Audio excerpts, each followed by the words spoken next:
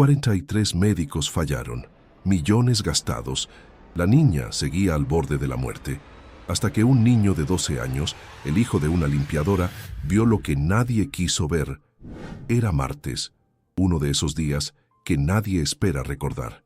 La ciudad despertaba entre el ruido de los autos y el aroma a pan recién hecho, mientras en lo más alto de un edificio de cristal, Javier, CEO de una de las empresas más poderosas del país, firmaba contratos millonarios sin saber que ese sería el último día en que vería a su hija sonreír. Su celular vibró con una llamada que lo dejó helado. «Señor Javier, su hija ha sido internada de emergencia». El tiempo se detuvo. En cuestión de minutos, Javier dejó todo. Las juntas, los escoltas, la agenda del día. Lo único que importaba ahora era llegar al hospital. Su hija, Sofía, de tan solo 8 años, había colapsado en la escuela. Nadie sabía qué tenía. La respiración débil, el pulso inestable. A su llegada, ya estaba conectada a máquinas rodeada de médicos vestidos de blanco con rostros tensos que hablaban en murmullos. «Estamos haciendo todo lo posible, señor». «¿Qué significa eso? ¿Por qué no despierta?», exigía Javier, con el alma hecha trizas. Los mejores 43 especialistas del país fueron convocados. Cardiología, neurología, toxicología. Nadie encontraba una causa. Cada uno daba su diagnóstico. Cada uno fallaba. Y Sofía, inerte, parecía apagarse con cada hora. Mientras tanto, en otro extremo del hospital, Rosa, la limpiadora nocturna, empujaba su carrito entre pasillos silenciosos. Nadie la notaba. Nadie se detenía a verla. Solo su hijo Lucas, de 12 años, caminaba a su lado, siempre en silencio, siempre observando. Lucas no estaba ahí por elección. No tenían con quién dejarlo. Pero él, a diferencia de otros niños, no se distraía con su celular ni se dormía en una silla. Lucas tenía la mirada de alguien que había aprendido a leer el mundo sin necesidad de palabras. Y ese hospital, con sus luces frías y puertas automáticas, era un libro abierto para él. Cada noche, mientras su madre trapeaba en silencio, él se sentaba frente a la sala donde estaba Sofía. Veía entrar y salir a los médicos.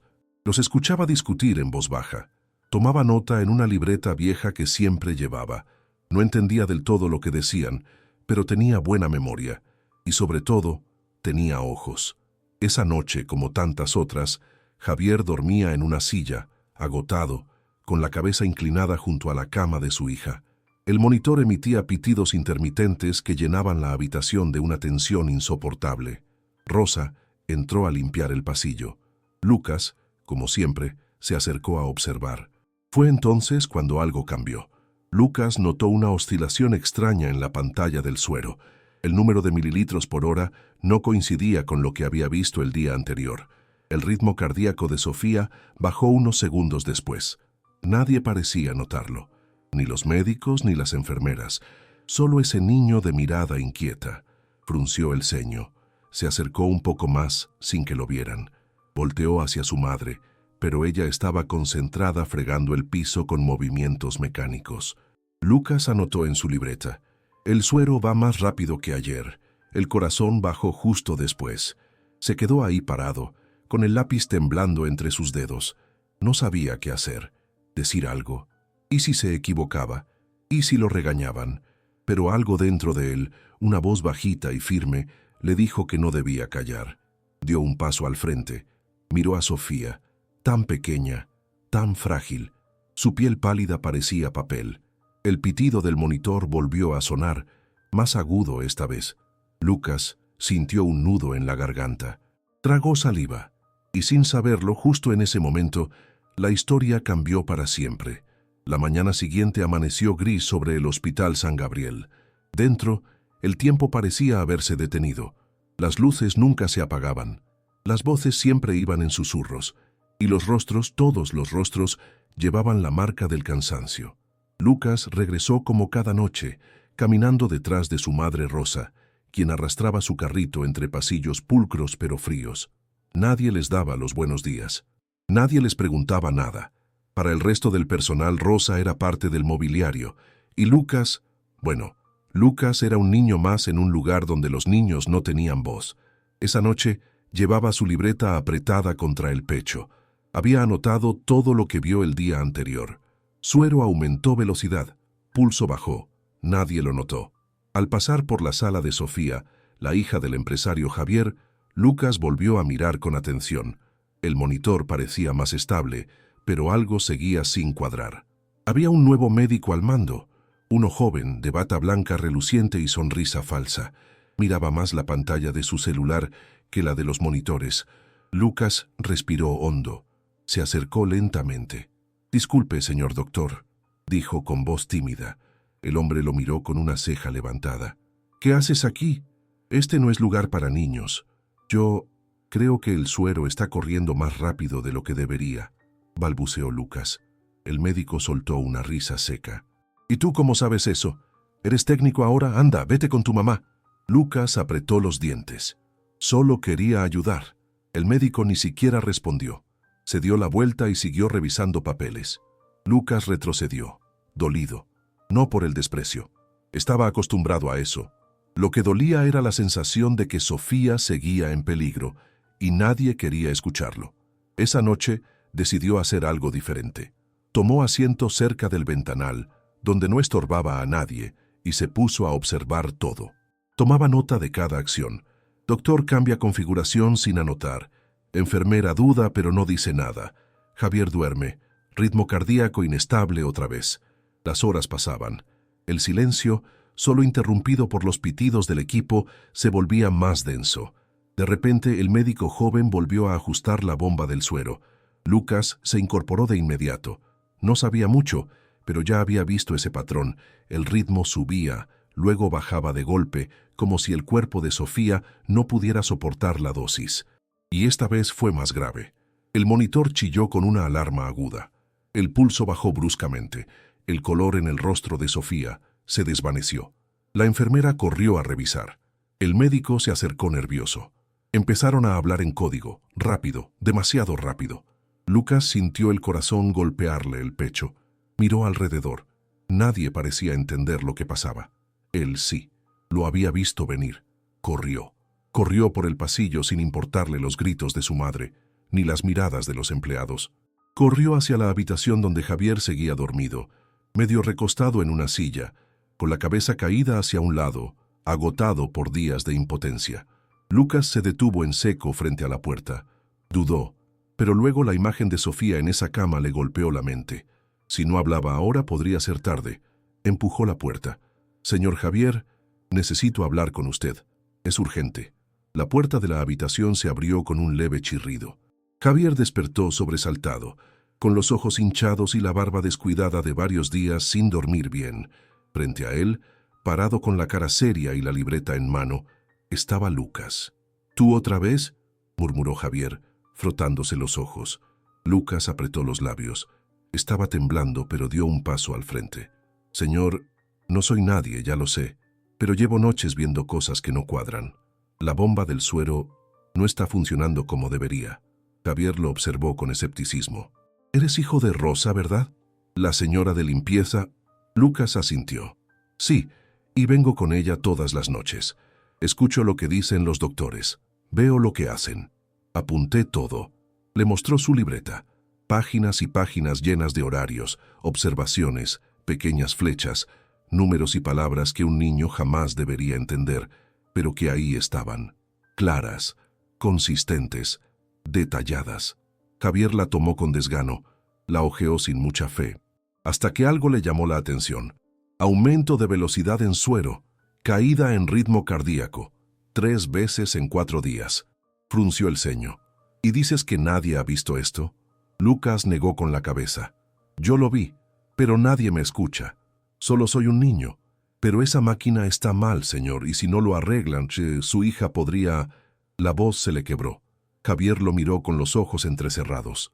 Una parte de él quería decirle que se fuera, que ya tenía médicos, especialistas, todo un ejército de profesionales, pero otra parte, la más rota, la más desesperada, sintió que no perdía nada con escuchar. Respiró hondo. «¿Cómo te llamas?». «Lucas». «Está bien, Lucas, vamos a revisar eso. Si estás equivocado, me encargaré de que no te regañen. Pero si tienes razón». No terminó la frase. salió de la habitación. Llamó a la primera enfermera que encontró, Laura, una mujer de rostro amable y mirada rápida. Ella llevaba semanas atendiendo a Sofía y conocía cada detalle de la habitación. «Enfermera, quiero que revise la bomba del suero. Ahora». Laura no preguntó por qué. Entró, revisó la configuración de la bomba intravenosa, comparó con el historial registrado en el expediente, y su cara cambió de inmediato. «Señor, esto no está bien. El flujo está en el doble de lo indicado, y no coincide con lo que se anotó ayer». Javier se acercó de inmediato. «¿Cómo es posible?» «No lo sé, pero si esto sigue así, el cuerpo de la niña no va a resistir». Actuaron de inmediato. Laura ajustó la calibración. Volvió a sincronizar el equipo con el monitor. Inyectaron aire para limpiar el exceso. Lucas miraba todo desde la puerta, con el corazón en la garganta. El cuarto quedó en silencio. Solo el sonido suave del monitor llenaba el aire. Pitido, pitido, pitido. Constante. Ritmo. Constante. Javier se acercó a la cama. Acarició la mano de su hija. Y entonces ocurrió. Sofía respiró. No fue un jadeo. No fue un suspiro. Fue una inhalación leve, visible, temblorosa, pero real. La enfermera Laura tapó la boca con la mano. Dios mío. Los médicos que entraban justo en ese momento se detuvieron en seco. La vieron. Vieron el monitor. Vieron a Sofía. Uno de ellos murmuró: «¿Qué pasó aquí?». Lucas no dijo nada. Solo observaba. Pero por primera vez, todos los ojos en esa habitación estaban sobre él. El monitor seguía marcando un ritmo estable. Sofía dormía profundamente, pero ya no parecía flotar entre la vida y la muerte. Javier no podía dejar de mirarla, como si temiera que al parpadear todo fuera un sueño. Y a unos pasos Lucas seguía ahí, con los hombros encogidos y la mirada fija en el piso. La sala se llenó de médicos. Uno de ellos, el doctor Esteban Aguirre, jefe de unidad, entró como una ráfaga de autoridad. Era conocido por su currículum intachable, sus conferencias internacionales y su arrogancia sin filtro. «¿Qué está pasando aquí?», preguntó sin saludar. Laura, la enfermera, se acercó. «Doctor, la bomba del suero estaba mal calibrada. El paciente estaba recibiendo una dosis el doble de lo indicado». Esteban frunció el ceño. «Eso es imposible. Revisamos todo al ingresar al turno». «Lo verifiqué yo misma, doctor. Estaba alterado», insistió Laura. Esteban giró hacia Javier. «Señor, seguramente fue un error técnico sin intención. Nada grave. Tuvimos suerte». Javier alzó una ceja. «¿Suerte?». «Así es. La estabilización de su hija fue una coincidencia afortunada, no necesariamente relacionada con ese ajuste». Entonces Javier miró a Lucas, que seguía en silencio. «¿Y si no fue suerte?». Esteban soltó una risita forzada. «¿Perdón? ¿Y si la única razón por la que mi hija sigue viva es porque este niño», señaló a Lucas, «se atrevió a hablar cuando ustedes no veían nada?» El silencio cayó como un ladrillo. Rosa, que acababa de llegar, se quedó paralizada al ver a su hijo en medio del cuarto. El miedo le subió por la espalda. «Perdón, señor, perdón. No sé qué hizo mi hijo. Si le faltó al respeto a alguien, por favor, no lo tome en cuenta. Yo me haré cargo», dijo con voz temblorosa. Lucas dio un paso atrás tragando saliva, pero Javier levantó una mano. «Señora Rosa, su hijo no me faltó al respeto. Al contrario, puede que me haya salvado la vida, y no la mía, sino la de mi hija». Esteban bufó. «¿Vamos a tomarle la palabra a un niño ahora?». «Sí», dijo Javier sin titubear, «porque 43 médicos no detectaron un error que él sí». Las miradas en la sala se tensaron. Laura bajó la cabeza. Algunos médicos se miraron entre sí. Nadie dijo nada. Javier se giró hacia Lucas. «Quiero que me digas la verdad, hijo. Todo lo que sepas, todo lo que hayas visto. No te voy a regañar, no te voy a juzgar». Lucas respiró hondo. Temblaba, pero había algo en su interior que lo empujaba a seguir. «No sé mucho de medicina, pero he estado escuchando lo que dicen cuando creen que nadie oye. He visto cómo cambian las máquinas, cómo discuten sobre los reportes, y luego escriben otra cosa». Esteban se tensó. «¿Qué insinúas?». «Yo vi a un médico cambiar la configuración del suero, y no lo anotó. Lo hizo como si no quisiera que nadie se diera cuenta». Los ojos de Javier se clavaron en él. «¿Estás seguro?». Lucas asintió, y ahí, por primera vez, el miedo en Javier se convirtió en rabia contenida. La noche cayó densa sobre el Hospital San Gabriel, pero dentro, la tormenta apenas comenzaba. Javier se encerró en la oficina de dirección, los ojos inyectados de furia contenida, y exigió una auditoría inmediata. No podía quitarse de la cabeza la libreta de Lucas, ni las palabras de ese niño valiente que había señalado errores que ningún experto vio. ¿Y si no fue un error? ¿Y si fue intencional? Llamó a la directora del hospital, pidió acceso a los reportes, registros de turnos, historiales de dosificación. Nadie entendía aún la magnitud de lo que estaba ocurriendo. Mientras tanto, Laura, la enfermera, decidía actuar por su cuenta. Algo no le cerraba desde hacía días. En lugar de irse a casa tras su turno, bajó al área de residuos, donde el personal descartaba documentos clínicos ya procesados. Ahí, entre bolsas grises y cajas cerradas a medias, vio sobres sin abrir y carpetas incompletas. Revisó con guantes, disimulando. Y entonces lo encontró. Un folder con las órdenes originales de dosificación de Sofía. Las indicaciones médicas eran distintas a lo que figuraba en los registros digitales. Claramente alguien había cambiado los datos. No era un fallo técnico, era manipulación deliberada. Laura sintió un escalofrío. Sin perder tiempo fue directo a Javier. Le entregó el folder sin decir una palabra. Él leyó, página tras página. Su expresión cambió de la sorpresa a la incredulidad y luego a una rabia que ya no podía ocultar. Esto es un crimen, y alguien en este hospital va a responder por esto. En una sala pequeña y apartada del ala administrativa, Rosa y Lucas fueron llevados discretamente. Rosa no paraba de mirar a todos lados con miedo. Lucas, con su libreta en las manos, esperaba instrucciones. Javier entró, cerró la puerta con firmeza y se sentó frente a ellos. No tenía la postura de un empresario, tenía la de un padre dispuesto a todo. Necesito que me digan todo, desde el primer día que notaron algo extraño, sin omitir nada. Lucas comenzó a hablar, nervioso al principio, pero con cada palabra, más seguro. Describió noches enteras escuchando conversaciones que no debía oír, viendo a médicos anotar una cosa y luego hacer otra. Recordó a un doctor en particular que, cada madrugada, pasaba por la habitación de Sofía, ajustaba discretamente el equipo y salía sin decir nada. Era como si no quisiera que quedara registro, dijo Lucas. Javier grababa cada palabra con su celular. Rosa, con los ojos llenos de lágrimas, solo alcanzaba a decir: «Señor, no sabíamos a quién acudir. Teníamos miedo. Ya no más, señora Rosa. Ahora están conmigo». Fue entonces cuando la puerta se abrió de golpe. El doctor Esteban Aguirre entró con el rostro descompuesto por la furia. Llevaba la bata arrugada, el cabello desordenado y los ojos desorbitados. «¿Qué están haciendo aquí?», gritó. Rosa se cubrió la boca. Lucas se encogió en su silla. Javier se puso de pie lentamente, sin apartar la mirada de Esteban. «Corrigiendo lo que ustedes arruinaron». «¿Corrigiendo?», escupió el doctor Esteban. «¿Qué diablos significa eso?». Javier no se movió. Solo lo miraba con esa mirada que ya no pertenecía a un empresario exitoso, sino a un padre que había estado a punto de perder a su hija por negligencia, o peor. «Significa que mi hija podría estar muerta ahora mismo si no fuera por ese niño», respondió señalando a Lucas. «Y tú estabas al mando de su tratamiento». Esteban se echó a reír nervioso. «¿Me está acusando con base en lo que dijo un niño? ¿El hijo de una limpiadora?». Rosa bajó la cabeza, avergonzada. Lucas apretó los puños. «Te estoy acusando porque tu nombre aparece en cada uno de los turnos donde los datos no coinciden, porque alguien encontró órdenes médicas en la basura, porque las dosis que se le dieron a mi hija no fueron las que se indicaron, y porque tengo a una enfermera que estuvo dispuesta a hablar cuando todos ustedes callaron». El rostro de Esteban se tensó. «No tienes pruebas», murmuró.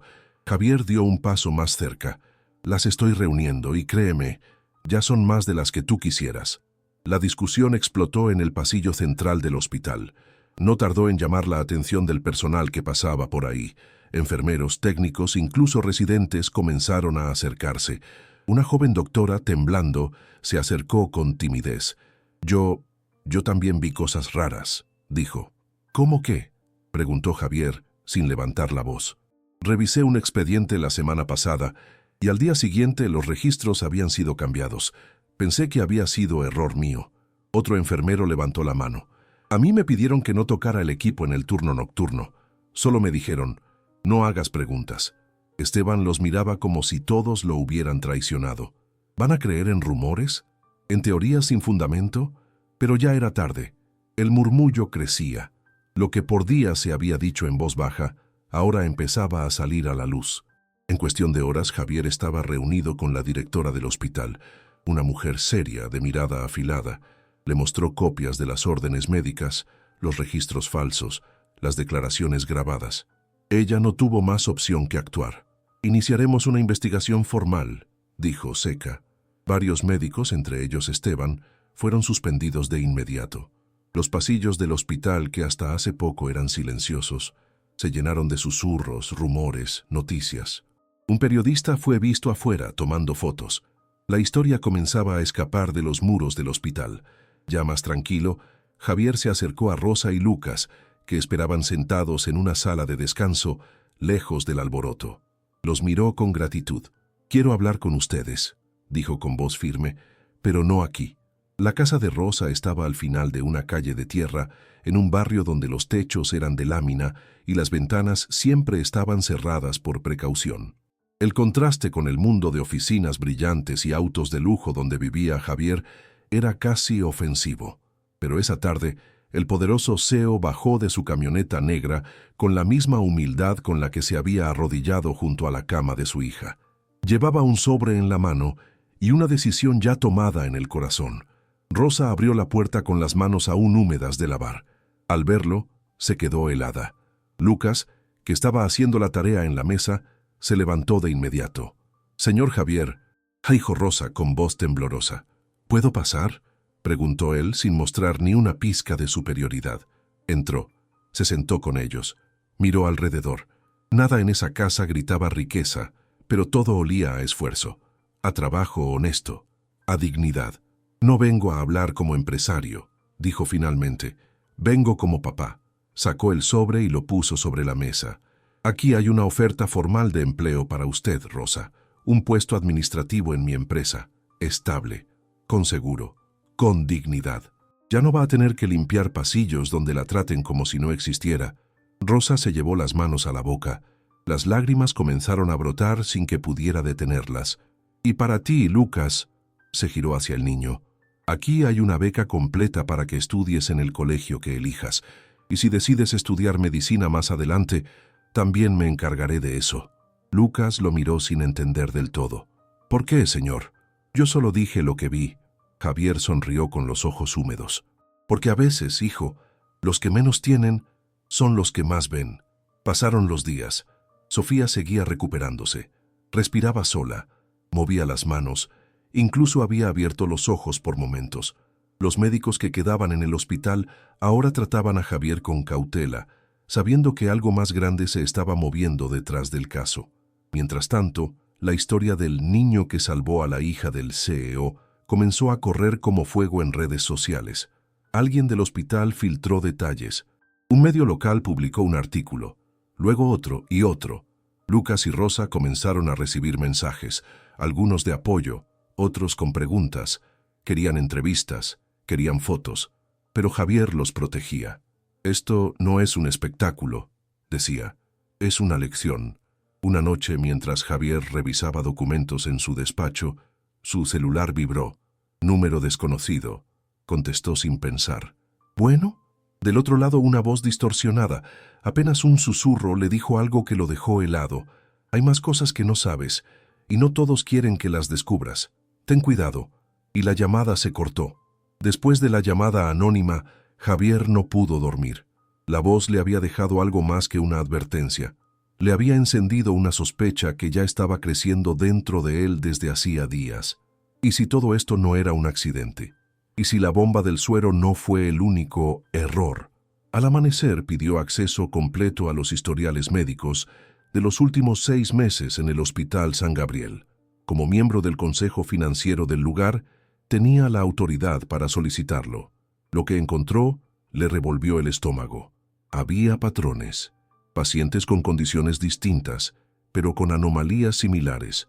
dosis duplicadas, órdenes médicas modificadas, cambios de tratamiento sin justificación registrada, y muchos de ellos bajo el mismo grupo de médicos, el mismo equipo, los mismos horarios nocturnos.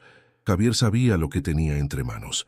Era mucho más grande de lo que pensaba, así que lo hizo público. Convocó a una conferencia con la directora del hospital y anunció que financiaría una auditoría médica externa, independiente y sin restricciones. Iban a revisar todo, iban a escarbar hasta el fondo. La noticia explotó en medios nacionales. Titulares como «El empresario que enfrentó a la élite médica», «Niño de 12 años salva a hija de CEO», «Arranca investigación sin precedentes», «Negligencia o corrupción hospitalaria». Mientras tanto, Lucas comenzaba una nueva etapa de su vida. Entró a un colegio privado por primera vez. Uniforme limpio, mochila nueva, libros caros. Lo miraban raro al principio, no sabían de dónde venía, pero poco a poco su inteligencia, su memoria y su humildad empezaron a destacar. Siguió llevando su libreta, solo que ahora la usaba para tomar apuntes de clase y también para escribir todo lo que sentía. No se lo decía a nadie, pero extrañaba el hospital, extrañaba observar, escuchar, sentir que podía hacer algo importante. Rosa, por su parte, ya no usaba uniforme de limpieza. Ahora trabajaba en el área de archivo de la empresa de Javier. Aprendía rápido, como si todo lo que la vida le negó antes ahora empezara a florecer. Pero no todos estaban contentos con lo que estaba pasando. Una noche, Laura, la enfermera que había respaldado las primeras denuncias, recibió una visita inesperada. Un hombre de traje oscuro la esperó en el estacionamiento del hospital. Tenía una carpeta en la mano y una sonrisa que no llegaba a los ojos. «Señorita Laura, una mujer como usted merece estabilidad, ¿no cree?» «¿Quién es usted?», preguntó ella, tensa. «Digamos que alguien que quiere ayudarla.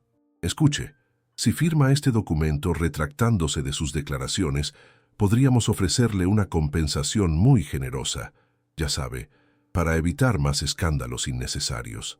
Laura sintió cómo la sangre le hervía. «¿Me está ofreciendo un soborno? Le estoy ofreciendo paz. ¿Y si no lo acepto?». La sonrisa del hombre desapareció.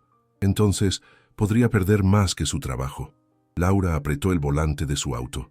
No respondió, pero su mirada ya no era de miedo, era de furia. Esa noche llamó directamente a Javier. «Señor, alguien acaba de intentar comprar mi silencio». Laura no dudó.